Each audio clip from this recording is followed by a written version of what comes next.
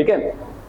इसका शुद्ध हिंदी नाम तो क्या आ रहा है? आणविक निदान। अनिदान कहोगे तो सीधा सीधा क्या अर्थ निकलेगा कि भाई हम इलाज कर रहे हैं, लेकिन ऐसा कुछ यहाँ पे नहीं होता। अब यहाँ पे डायग्नोसिस वर्ड से क्लियर होता है कि डायग्नोसिस का मतलब क्या होता है कि हम कुछ जांच कर रहे हैं, है ना, कुछ पता लगा रहे हैं। पता लगाना, किसका पता लगाना? तो सबसे पहला बिंदु या तो रोग जनक का पता लगाना, रोग जनक। अब रोग जनक किसको कहते हैं? तो ऐसे लोग जो रोग को जन्म दे रहे हैं, या ऐसे कारक जिनकी वजह से क्या उत्पन्न हो रहे हैं? रोग उत्पन्न हो रहे हैं, उन सभी जीवों को या सजीवों को, या चाहे वो एक बैक्टीरिया हो, एक वायरस हो, कुछ भी हो, उन सभी को क्या कहेंगे बच्चा? रोग जनक। तो या तो रोग जनक के बारे में पता लगा लेना है, या तो स्वयं उस रोग के बारे में पता लगा लेना है। लेकिन कब?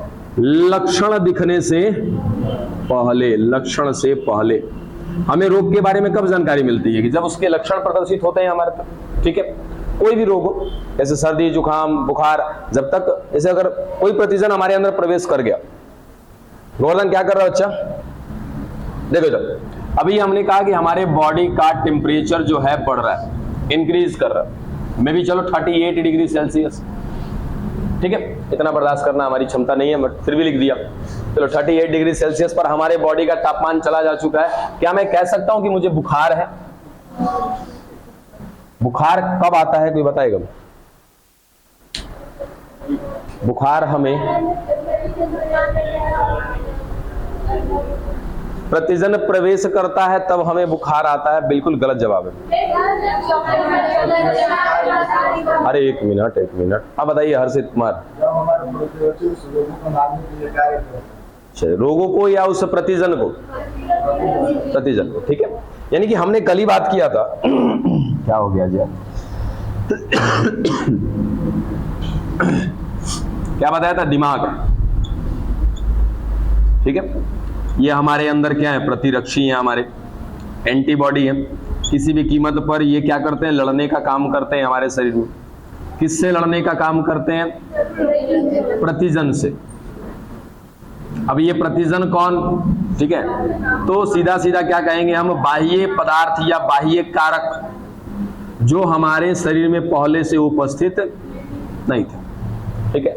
क्या हमने भोजन खाते हैं तो क्या मैं उस भोजन को प्रतिजन कह सकता हूं? बिल्कुल बच्चा, जो हमने भोजन किया है वो भोजन भी क्या है?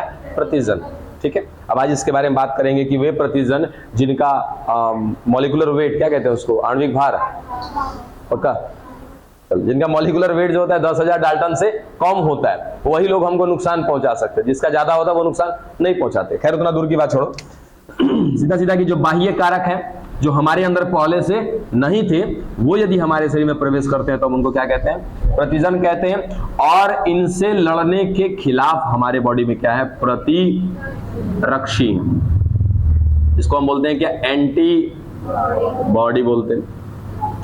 अब यदि प्रतिरक्षी और प्रतिजन का मुठभेड़ हो गया, इसका मतलब कि हमारे अंदर बैठे हैं ये पांचों के पांचों सैनिक जो कर रहे हैं हमारे शरीर की सुरक्षा, और इसी केस में कोई बाहर से कारक चला गया और वो एक ऐसा कारक है जो मैं कहूंगा कि वो रोगजनक है।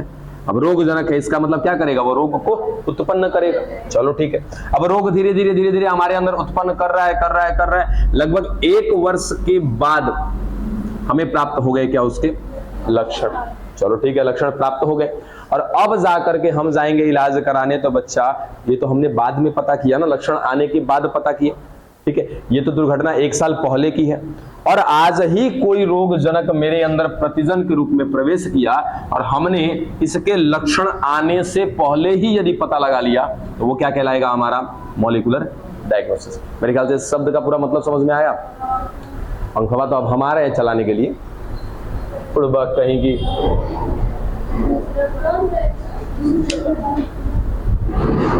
हे प्रभु, आपको आपके घर का स्विच नहीं याद है? इतना दिन से बैठ रहे हो, सब जगह का सेम कनेक्शन है, ठीक है। चाहे आप यहाँ बैठो, वहां बैठो या उसके पीछे बैठो, कहीं बैठो, कनेक्शन हर जगह सेम है।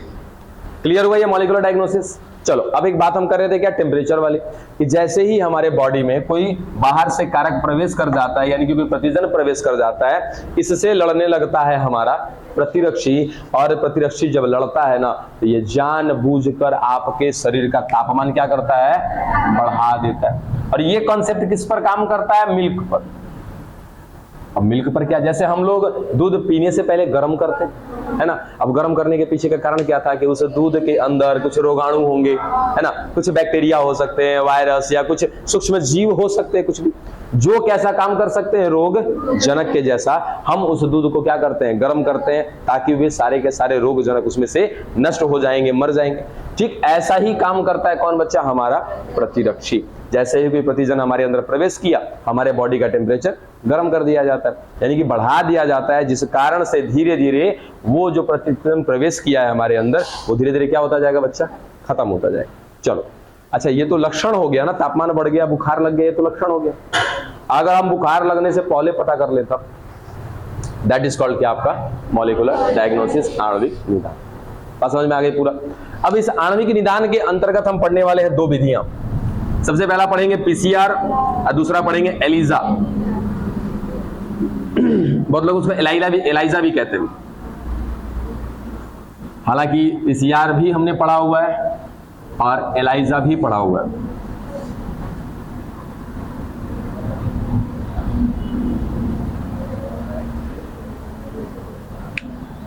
चलिए क्या पढ़ने जा रहे हैं, मॉलिक्यूलर डायग्नोसिस।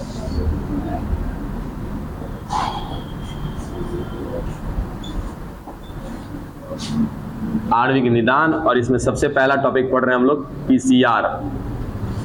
पीसीआर का फुल फॉर्म क्या है, पॉलीमरेज चेन रिएक्शन।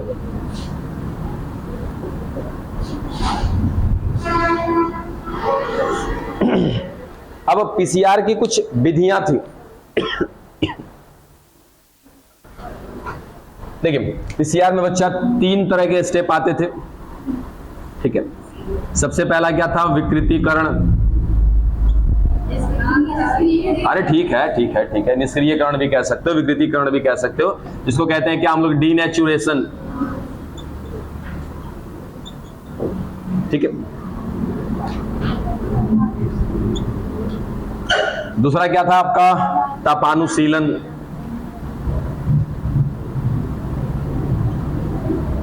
और तीसरा था आपका प्रसार, ठीक है। ये सब कुछ पढ़ा चुके हैं आप लोग को, बशर्ते यहां पर पीसीआर में केवल हम एक स्टेप लेने वाले हैं, ये विकृतीकरण। अब इसका मतलब क्या था, मेरे ख्याल से लगभग को याद होगा, ना याद होगा तो ध्यान दीजिएगा। इसका मतलब था कि हमारे पास एक डीएनए है। हालांकि हम पीसीआर का प्रयोग क्यों किए थे उस समय, जनसंख्या की डीएनए की मात्रा को बढ़ाने के लिए। जनसंख्या मतलब समझते हो क्या होता है ना, हाँ डीएनए की जनसंख्या बढ़ा रहे हो, वाह रे वाह, हाँ डीएनए की संख्या चलेगा, ठीक है, यानी डीएनए की मात्रा बढ़ाने के लिए। ये हमारे पास एक डीएनए है। तो तीनों स्टेप में हमने क्या किया था कि पहले स्टेप में डीनेचुरेशन में डीएनए को तोड़ दिया था, यानी कि डीएनए के दोनों धागे को अलग कर दिया था। और ये जो विकृतीकरण है, मेरे ख्याल से ये कितना पर संपन्न हुआ था, अरे सॉरी 94 डिग्री सेल्सियस, ठीक है।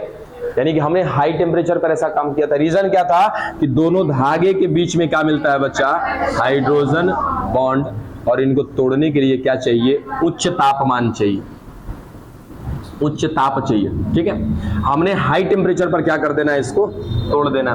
फिर अगली बार में क्या किया था, सेकंड में एक प्रॉब लगा दिया था, ठीक है। फिर उसके बाद क्या किया था, प्रॉब लगाने के बाद कि आगे चल करके एक एक डीएनए की संख्या बढ़ती चली गई थी हमारी।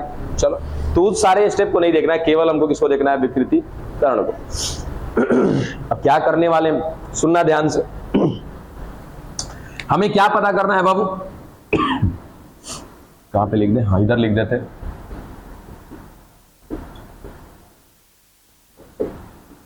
रोग के लक्षण पूर्व पता लगाना, यानी कि रोग के लक्षण आने से पहले हमें क्या कर लेना है, उसका पता लगा लेना है, ठीक है। अब देखो मान लिया जाए कि ये कोई कोशिका किसी जीव की, ठीक है, या पहले जीव ही बना देते हैं।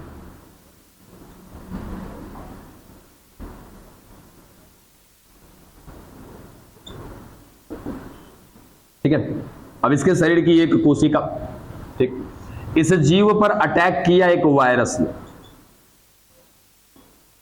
ठीक है, जस्ट हमने एज्यूम किया वो जगह पे वायरस की जगह कोई भी हो सकता है, ठीक है। अब इतना बताओ पहले कि कौन जवाब देने वाला है, पूछते हैं, बताइएगा। यदि वायरस अटैक करता है आपके बॉडी में तो सबसे पहले ये कौन सी कोशिका को संक्रमित करता है? हाँ, वायरस यकृत को संक्रमित करता है। वाह, कौन सा स्पेशल वायरस पैदा कर दिया आप। सबसे पहले जाता है महाभक्षाणु कोशिका के पास, है ना, भूल जाते हो, क्या करे सर, लल्लू सा दिमाग है अपना। चलो, तो ये वायरस जो है किसी व्यक्ति को जब अटैक करेगा, ठीक है, तो सबसे पहले कोई वायरस हो, ठीक है, हालांकि वायरस के लिए स्पेशल होता है कि वायरस कहां पर जाकर अटैक करेगा, महाभक्षाणु कोशिका के पास। अब ये चला गया कहां पे, महाभक्षाणु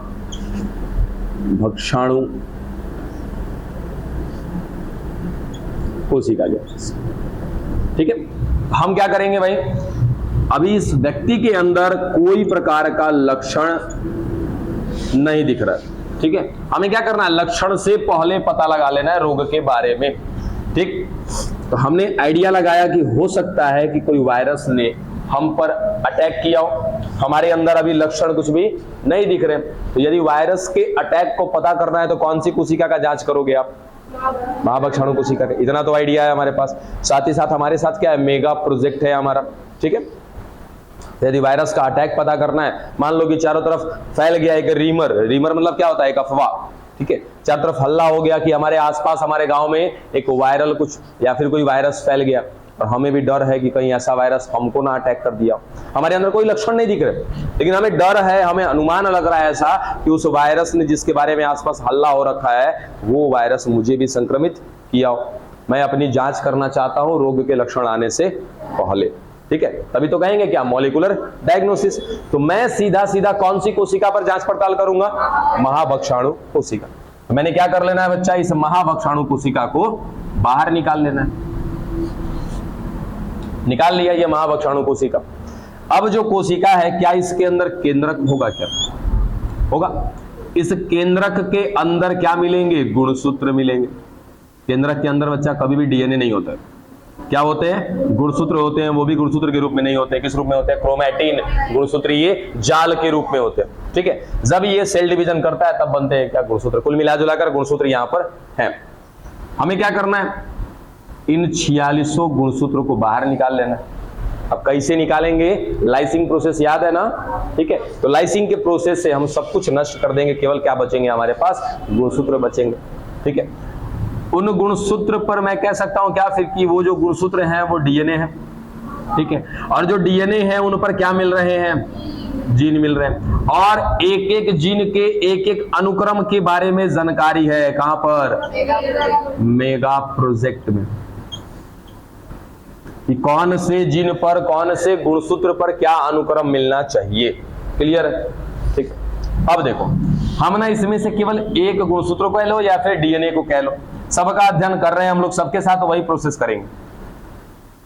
अब इसमें से एक डीएनए को मान लो यहां पे हमने निकाल के रखा हुआ, ये रहा, ठीक है। अब इसको क्या करने वाले हैं, तनिक खोल के देखते हैं इसको,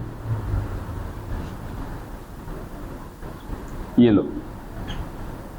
अब जस्ट एक अनुक्रम मान लेते हैं हम लोग, जी ए टी टी सी, ठीक है। यहां पे क्या मिल जाएगा बच्चा, सी टी, फिर टी, ए और जी। चलो, ये अनुक्रम मिल गया हमें। अब ये आपस में क्या होंगे बच्चा, जुड़े हुए होंगे, ठीक है। ऐसा ही होगा। हमें क्या करना है, विकृतीकरण करना है। तो हमने क्या किया, डर था हमें कि हमें किसी वायरस ने संक्रमित किया, सुनना आराम से, कि हमें किसी वायरस ने संक्रमित किया। हमने निकाला क्या, महाभक्षाणु कोशिका, क्योंकि वायरस संक्रमण किया होगा तो पहले कहां पर जाके करेगी, महाभक्षाणु कोशिका। इस महाभक्षाणु कोशिका को निकाला बाहर, उसमें से निकाले गुणसूत्र से प्राप्त हुए क्या हमें डीएनए। उस डीएनए पर एक एक जीन की जानकारी कहां पर, मेगा प्रोजेक्ट में। हमने बारी बारी से एक एक डीएनए को निकालना शुरू किया। अब एक एक डीएनए को निकाल कर अगर पढ़ना चालू करेंगे तो हमारे पास क्या है, मेगा प्रोजेक्ट है, हमें अनुमान लग जाएगा। लेकिन क्या मैं इनको इस रूप में देख सकता हूं क्या, कतई संभव नहीं है ना। कारण सीधा सीधा एक ही जवाब हमेशा दिए हैं, हमें अंग दिखाई दे रहा है कि कोशिका अंग, ये अंग बना है ऊतक से, वो ऊतक बना है कोशिका के समूह से, और यहाँ पर एक कोशिका संभव नहीं है देख पाना। और एक ऐसी कोशिका जिसके अंदर का आप या तो कोशिका नहीं देख सकते हो, कोशिका के बाद आप क्या उसका केंद्रक देख पाओगे, नहीं। उसके केंद्रक में छिपा है क्या 46 गुणसूत्र, क्या उसको देख पाएंगे, नहीं। और 46 गुणसूत्र में कितने लाख करोड़ जीन है, संभव ही नहीं है ना। तो ये सब कुछ देख पाना संभव नहीं है, लेकिन हमारे पास बहुत सारी व्यवस्थाएं हैं, उस व्यवस्था से आप देख सकते हैं। डीएनए निकाल लिया, क्या करने वाले हैं, पीसीआर की मदद से पता लगाने वाले। तो पीसीआर का केवल हम पहला स्टेप यूज करते हैं, विकृतीकरण, डीनेचुरेशन। क्या करेगा भैया डीनेचुरेशन, तापमान बढ़ा देंगे, इसके बीच का ये हाइड्रोजन बॉन्ड, ठीक है। अब हमने जस्ट एक अनुमान माना था कि अगर कोई वायरस आया होगा तो कहां गया होगा, महाभक्षाणु कोशिका में। अब महाभक्षाणु कोशिका में ये देखो, ये वायरस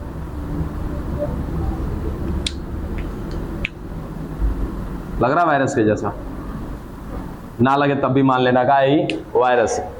वायरस के अंदर क्या होता है, खुद का अपना डीएनए, ठीक है। ये वायरस ने इसको संक्रमित किया होगा तो इसने क्या भेजा होगा, अंदर अपना डीएनए भेज दिया होगा। ये लो, इसका डीएनए आ गया कहां, इस कोशिका में। और ये वायरस का डीएनए ने क्या किया होगा, इस कोशिका के डीएनए को क्या किया होगा, परिवर्तन लाया होगा, ठीक है। क्या किया होगा, इस कोशिका के डीएनए में लाया होगा परिवर्तन। अब वो परिवर्तन किस रूप में आया होगा, तो देखें, हम मान लें कि इस कोशिका में जब वायरस का डीएनए आया, उस डीएनए ने इस कोशिका के डीएनए में लाया है चेंज, परिवर्तन। कैसे, तो यहां से यहां हम मान लेते हैं कि ला दिया इसने परिवर्तन। क्या परिवर्तन लाया उसको भी देखते हैं। अभी तक क्या था, जी सी ए टी, परिवर्तन यहां पे आया। अब तीसरे नंबर पे याद रखना, चौथे नंबर पे, पांचवें नंबर पे। तीसरे नंबर पे क्या मिल रहा था, सामान्य, ये नॉर्मल है, ये नॉर्मल स्थिति में हमारे पास ये मिल रहा है, ठीक है। अब हमने देखा क्या, हमें पता ही नहीं, बस एक अनुमान मान के चल रहे हैं कि एक वायरस आया होगा, इसने अपने डीएनए को अंदर भेजा होगा, और इसके डीएनए ने उस कोशिका के डीएनए में क्या लाया होगा, परिवर्तन लाया होगा, चेंज लाया होगा। तो जहां पे टी ए मिल रहा था, थायमिन मिल रहा था, थायमिन के बाद एडेनिन, चलो वहां पे क्या मिलने लगा, अब ग्वानिन, ग्वानिन के बाद साइटोसिन। फिर टी ए मिल रहा है, इसको कर देते हैं क्या, जी सी मिल रहा है, उसको कर देते हैं टी ए। चलो, तो ये आ गया क्या, परिवर्तन। लेकिन क्या ये परिवर्तन मुझे दिख रहा है क्या, नहीं, किसी प्रकार से नहीं दिख पाएगा मुझे। बस मुझे पता लगाना है कि नहीं वास्तविक में मेरे डीएनए में क्या आया है, बदलाव आया है। हाँ, ये डीएनए में आया हुआ बदलाव कुछ दिनों के बाद लक्षण के रूप में आपके शरीर में दिखाई देना शुरू हो जाएगा। लेकिन लक्षण आने से पहले ही हमें क्या कर लेना है, इसका पता लगा लेना है, जांच कर लेना है। चलो, मान लिया कि ये परिवर्तन लाया होगा इसने। अब मनुष्य इतने चालाक है कि हमने क्या कर लिया है ना, हमारे पास क्या है बाबू, मेगा प्रोजेक्ट, एक एक जीन के अनुक्रम के बारे में जानकारी है।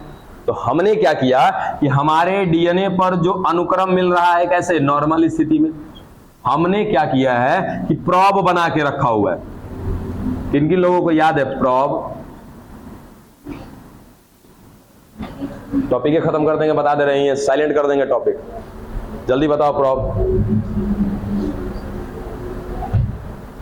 प्रोब क्या है? खैर कोई नहीं, पीसीआर खत्म हो गया, मॉलिक्यूलर डायग्नोसिस, कहानी पूरी खत्म।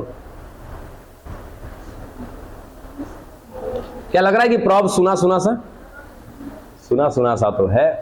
लिखिएगा एग्जाम में कोई क्वेश्चन आएगा कि सर सुना सा लग रहा है, अभी याद आ नहीं रहा है।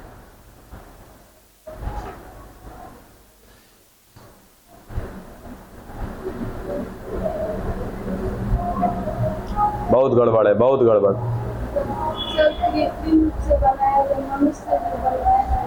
क्या क्या क्या वहाँ पे पूरक पहले से रखे ऐसे बने। पूरक तो होते हैं, लेकिन वो पूरक हैं कौन? आरएनए। गड़बड़।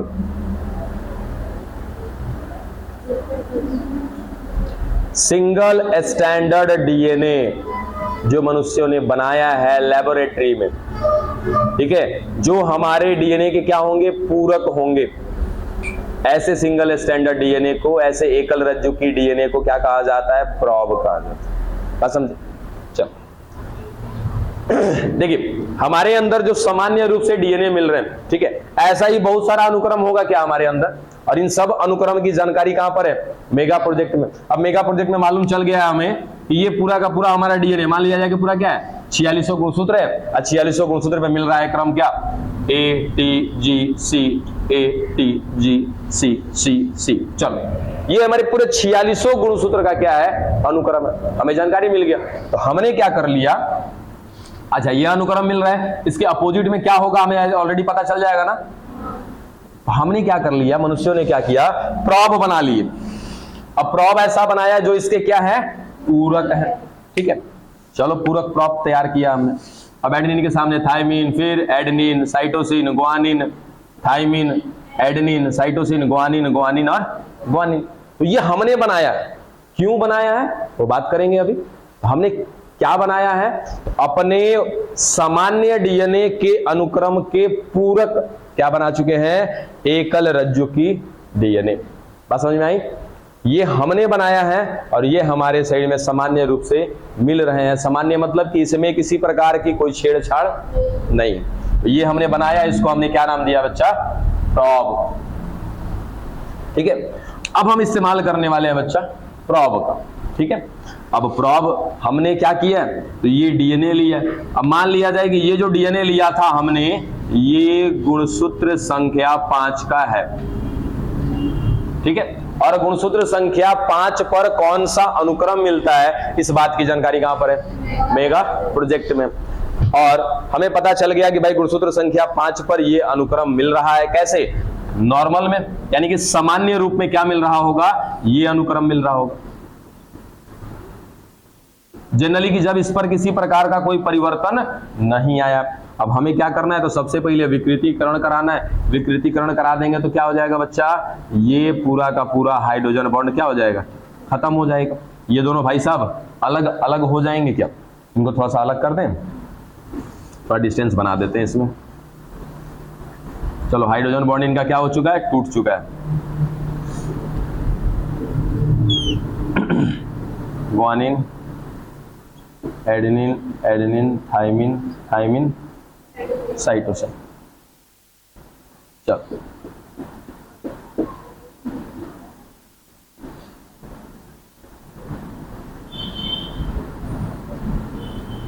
ठीक है, दो स्थिति होगी हमारे अंदर कि यदि हमारे अंदर हमारा डीएनए परिवर्तित नहीं हुआ होगा, ऐसे होगा, और यदि परिवर्तित हुआ होगा तो कुछ इस प्रकार से। इसको भी थोड़ा अलग कर लेते हैं।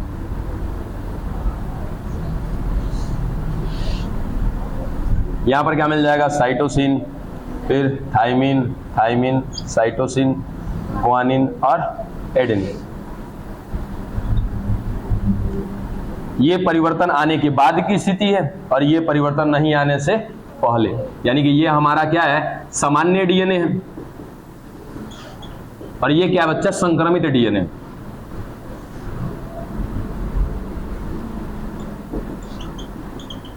और ये जस्ट क्या है? हमारा एक अनुमान है कि हमारा डीएनए हो सकता है कि संक्रमित हो चुका है। अब परिवर्तन कहां पर आया है?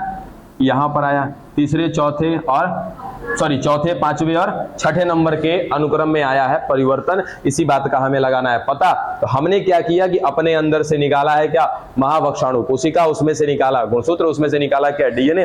और उस डीएनए को निकाल के क्या करा दिया? विकृतीकरण। हो सकता है कि वो डीएनए हमारा सामान्य हो या हो सकता है कि वो डीएनए हमारा संक्रमित हो। दोनों स्थिति होगी हमारे पास। हमने क्या करा दिया? डीनेचुरेशन। डीनेचुरेशन यानी कि तापमान बढ़ा दिया 94 पे। क्या हो जाएगा बच्चा? हाइड्रोजन बॉन्ड टूट जाएगा। अब ये सब कुछ कहां पे कर रहे हैं हम लोग? पीसीआर के अंतर्गत कर रहे हैं। अब दोबारा क्या इस्तेमाल करने वाले? सेकंड नंबर पे प्रॉब। अच्छा, प्रॉब कौन सा इस्तेमाल करेंगे? हमें पता है कि हमने कौन सा गुणसूत्र संख्या लिया है 5, तो 5 के अनुसार हम कहीं ना कहीं क्या बना चुके हैं? प्रॉब। उस प्रॉब का इस्तेमाल करेंगे तो 5 के अनुसार जो मनुष्य के द्वारा बनाया गया प्रॉब होगा, वो प्रॉब का अनुक्रम क्या होगा? तो ये सामान्य है ना, है? तो ये GAATTC मिल रहा है, तो G के सामने क्या मिलना चाहिए बच्चा? C। उसके बाद फिर T, फिर T, फिर A, फिर A और G। ये हमने बना दिया प्रॉब। ये बना बनाया हमारे पास पड़ा हुआ है, ठीक है। और ये जो प्रॉब है ये है बच्चा रेडियो सक्रिय, रेडियो एक्टिव। और रेडियो एक्टिव चीजें कहीं ना कहीं जैसे ही रेडियो किरणें डाली जाती हैं वो चमकना शुरू हो जाती है, ठीक है। जैसे आप रात में कभी रोड पे जाते हो, कोई पीला कलर का टेप जो भी लगा रहता है, लाइट जलने पर वो चमकता है ना। ऐसे ही होता है क्या? रेडियो एक्टिव तत्व, रेडियो सक्रिय तत्व, कि जैसे ही इस पर रेडियो किरणें डाली जाएंगी, ठीक है, वैसे ही ये चमकना शुरू हो जाएंगे। अब रेडियो सक्रिय के रूप में क्या इस्तेमाल कर रहे हैं? फॉस्फेट 32, ठीक है। हमने प्रॉब पे क्या लगा रखा है पहले से? फॉस्फेट 32। ये फॉस्फेट 32 क्या है? एक प्रकार से सक्रिय तत्व है, ठीक है, इसके ऊपर है। अब हमने इतना सब कुछ तो कर लिया, अब PCR मशीन में हमने डाल करके अपने DNA का हाइड्रोजन बॉन्ड तोड़ दिया। हो सकता है कि मेरा DNA सामान्य हो, किसी प्रकार का संक्रमण नहीं हुआ हो, या ये भी हो सकता है कि हमारे DNA में संक्रमण कर दिया है किसने? एक वायरस ने। अब क्या करेंगे? डीनेचुरेशन कर दिया। डीनेचुरेशन करने के बाद दोनों धागे को अलग कर दिया। अब क्या करेंगे बच्चा? प्रॉब को उठा करके डाल देंगे, ठीक है। तो प्रॉब जाके किसके साथ जुड़ेगा तनिक बताओ तो? संक्रमित वाले DNA के साथ जुड़ेगा कि सामान्य DNA के साथ जुड़ेगा? सामान्य DNA के साथ जुड़ जाएगा। चलो मान लिया जाए कि ये हमारा क्या था? प्रॉब। हमने प्रॉब डाला, प्रॉब आ गया, तो प्रॉब क्या करेगा? इनके बीच में हाइड्रोजन बॉन्ड बना देगा कि नहीं बना देगा? क्या हो गया? अच्छा, इसमें ट्रिपल बॉन्ड नहीं होता है? कब का किए थे? अच्छा, चलो चेला चीनी हो गया, सब हो गया, बन गया। इसका मतलब क्या हो गया कि भाई इस सामान्य DNA के साथ ये प्रॉब जुड़ चुका है, ठीक है। अब अगर हमारे अंदर हमारे DNA में किसी प्रकार का कोई परिवर्तन नहीं आया होगा तो क्या ये सामान्य प्रॉब जाकर के जुड़ जाएगा क्या? ठीक है। अब बताओ कि क्या सामान ये प्रॉब यहां पर आकर के जुड़ेगा कभी?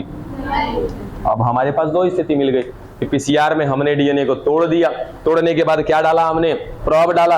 अब ये प्रॉब किसके साथ जाके जुड़ेगा? सामान्य DNA के साथ, संक्रमित DNA के साथ नहीं जुड़ेगा। अब हमें क्या करना है? तो हमने ऐसे ऐसी स्थिति मिल गई होगी हमको। अब इस पर क्या डालेंगे बच्चा? हम लोग विकिरण सक्रिय, विकिरण सक्रिय तत्व तो है ही, क्या डालेंगे इसमें? विकिरण किरणें डालेंगे, यानी कि रेडियो रेज डालेंगे हम लोग। तो जैसे इस पर प्रकाश पड़ेगा, अगर हमारा DNA चमक रहा है, इसका मतलब हमारे DNA में किसी प्रकार का संक्रमण। अब एक एक गुणसूत्र को चेक करेंगे। पहले गुणसूत्र नंबर 1 को चेक किया, फिर 2 को, फिर 3 को, फिर 4 को, फिर 5 को, ऐसे करते करते 46 को चेक कर लेंगे। मान लीजिए कि हम 5वें को चेक कर रहे हैं और 5वें में हमने डाल रखा है क्या? प्रॉब। अगर 5वां नंबर गुणसूत्र बराबर चमक रहा है, इसका मतलब इस 5वें नंबर गुणसूत्र में किसी प्रकार का कोई परिवर्तन। अब पता चला कि 5वां नंबर गुणसूत्र नहीं चमक रहा है, इसका मतलब कि हमारे द्वारा डाला गया प्रॉब इसके साथ नहीं जुड़ा है। और प्रॉब तो कब नहीं जुड़ेगा? कि जब इसके अनुक्रम में आया होगा परिवर्तन। का पता लगा लिया का हमने? किस स्तर पे पता लगाया बच्चा? ये अणु के स्तर पे है कि नहीं, है ना? इसी को कहते हैं क्या? आणविक निदान, मॉलिक्यूलर डायग्नोसिस। कितने लोगों को पल्ले पड़ा, कितने लोगों को निकल गया?